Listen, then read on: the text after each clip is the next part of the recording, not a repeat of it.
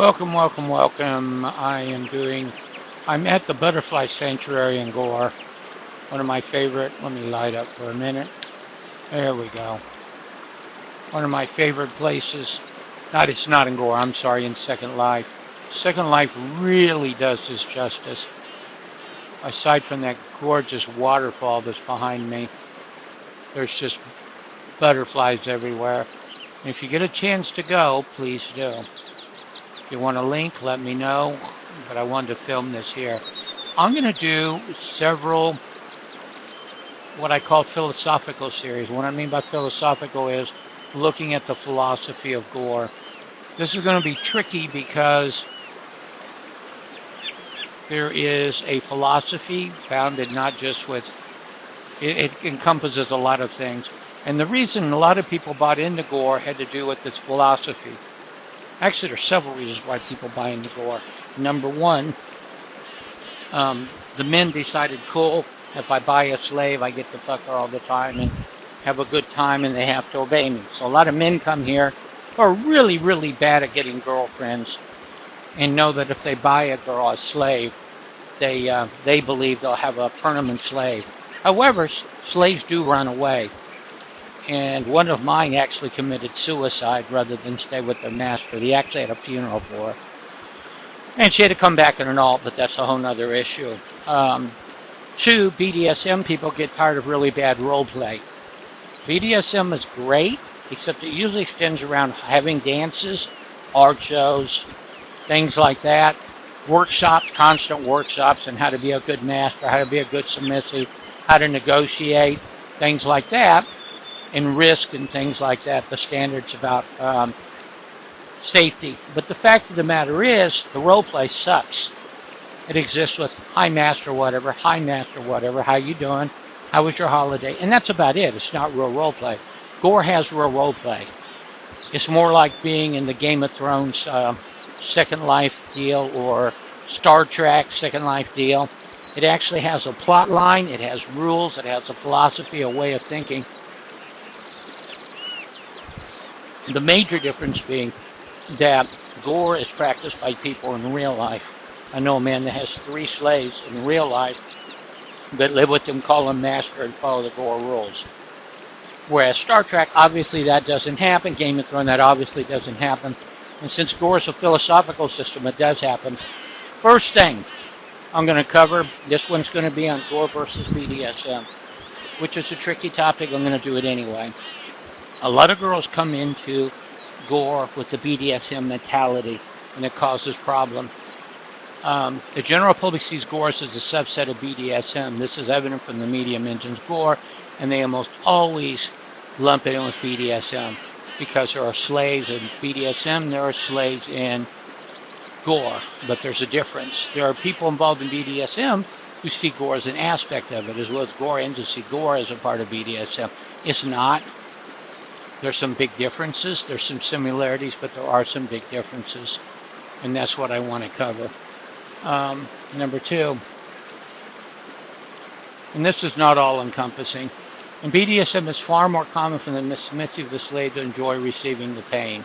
Both Gore and BDSM obviously involve obedience and submission, though in Gore, it's usually the men who are dominant.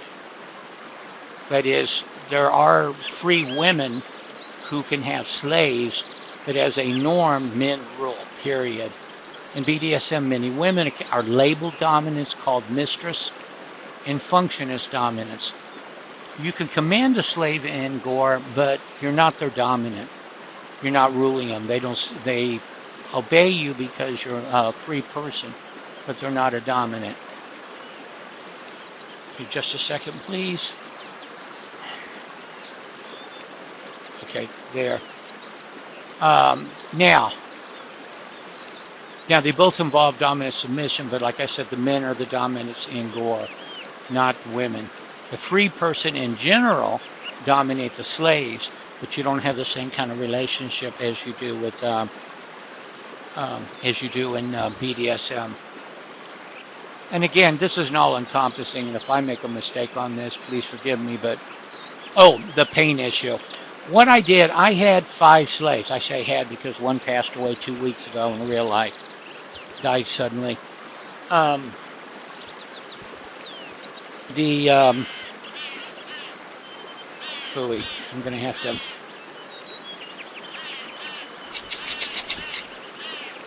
Oh, the feeling of pain.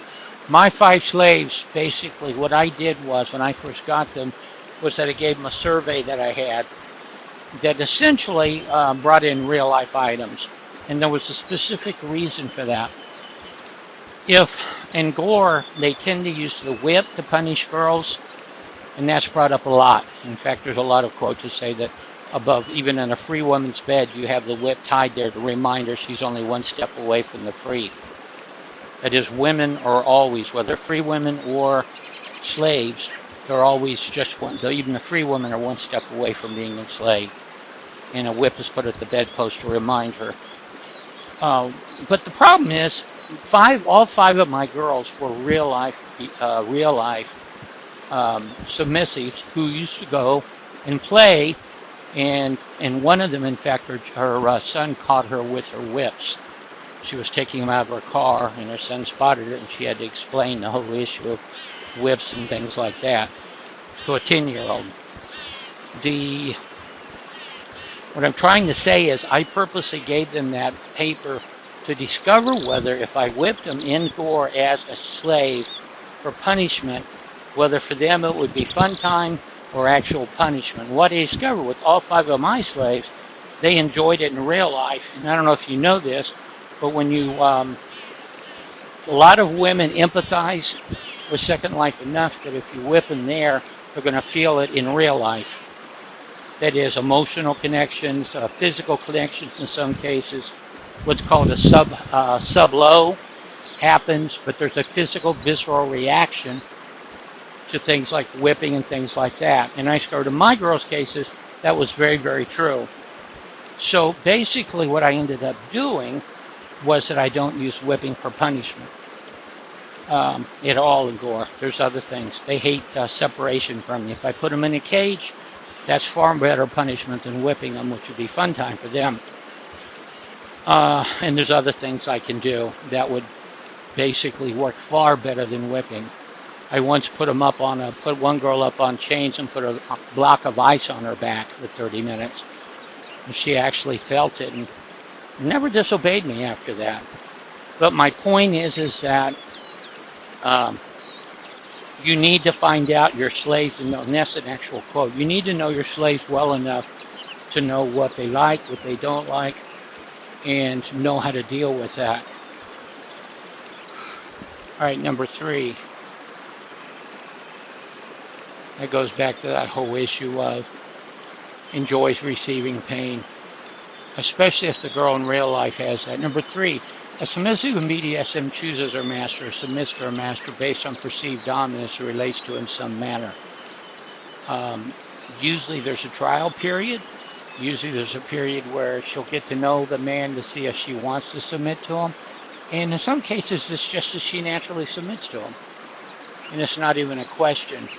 It fits who she is as a person. Okay. However, she does not have to submit. She doesn't have to submit in BDSM. They can decide. I had one girl who was with me for 3 weeks and said this isn't going to work. Turns out she was a switch. And probably didn't realize that she went through 5 other masters after me. She did not fit with any of them. A slave, on the other hand, is bought and sold to a master. She has no choice but to obey. It's not negotiated. It's demanded. For disobedience brings punishment. I've already discussed punishments. A slave in Gore serves all the free in general, male or female, and her master as her owner sets all standards. But this is mandatory. One of the slave protocols, if you ask a slave what is the first thing that a slave should be, the answer is absolute, exquisite beauty and absolute obedience. Exquisite beauty and absolute obedience. There is no submitting, you just obey. You may not even like the guy, but you have to obey or you're punished, period. In BDSM, that's not true. You decide whether you want to do this. You decide whether you want to submit. In Gore, it doesn't work that way. There are 2 ways a woman can end up being a slave. One, she shows up dresses as what they call a free woman, as a woman, a normal woman. But she violates, and let me read the quote on, she violates one of the tenets of how a slave should act. She can be enslaved.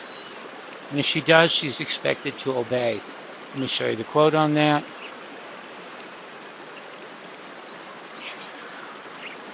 There. This is the legal laws. This is the law of Gor. The principle of conduct indicating suitability for the collar deals with the conduct by a free woman sufficient to warrant a reduction to slavery. So even a free woman can be made a slave. Okay?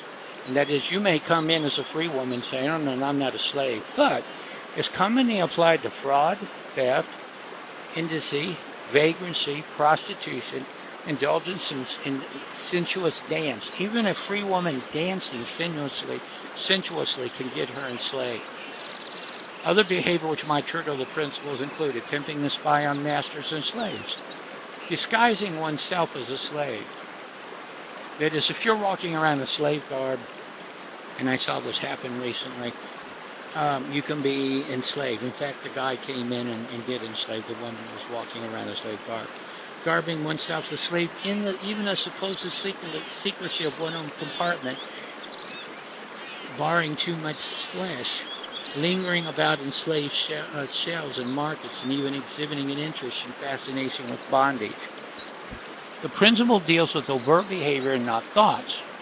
You cannot, there's no way. You can't thought emote, nah, that won't get you enslaved. It has to do with what you're doing. Judges must decide if such behavior is sufficient to warrant reduction to slavery. It is legal for someone to own a collar on a free woman for this conduct without seeking legal action. You can't just enslave a free woman. She's got to go before the court. Another thing that mistaken principle is that most people don't realize that Gor has the court systems. I just quoted you from one of their legal principles. And in order for a free woman to become a slave, they've got to go through the courts, have a trial, there'll be witnesses, the judge will decide. And the free woman will have what's called a advocate, somebody to fight for her. But the principle behind the whole thing is that basically a free woman can be made a slave, and any woman who wears an outfit that A, exposes anything below her neck, B, exposes her legs, 3, in some cities, she doesn't wear a veil and cover her face. That can get her put into slavery. If a woman shows up and is wandering around the sim and is exposing her legs, her neck is exposed, she will be chased down, tied up, leashed, and put a collar on. So that is not true in BDSM. BDSM, there's a courtship. You have a trial period. There's even a collar for that. Basically, a collar where it's a trial period. Masters vary as to how long, and then if you decide you get along, you join the family. Or not so much. They chase you down, they tie you up, they put the leash is automatic. You touch the girl, leash comes out, and she is now a slave. Okay, and BDSM is accepted, submissive can say no. I think they're called risk rules, sis and risk, and these are used in real life, and walk away. The Gor slave cannot. She can be whipped, put in a cage, ordered not to talk for a few days, or killed if mouthing, in which case she's expected to come back in a whole nother avatar. If you're killed off and is judged as legal, you're going to come back in a whole new avatar. Oh, thrown off the sim. There's nothing on card 5. Okay, so I just wanted to conclude with this. Gor is not BDSM. And a lot of girls try and BDSM my Gor. What I mean by that is they bring in the rules that they get to walk around the sim. That's what that card was going to be. They get to walk around the sim with an OCC tag and see if they like it. And if they do, they may join as a slave. It doesn't work that way. In the Gor books by Norman, basically the girl, if she's running around, like I said, and dresses a certain way and acts a certain way, she can be a sword's pulled out, she's clubbed, tied up, a leash put on her, drugged, put into a cage, and collared. Period. There is no walk around and look at the city.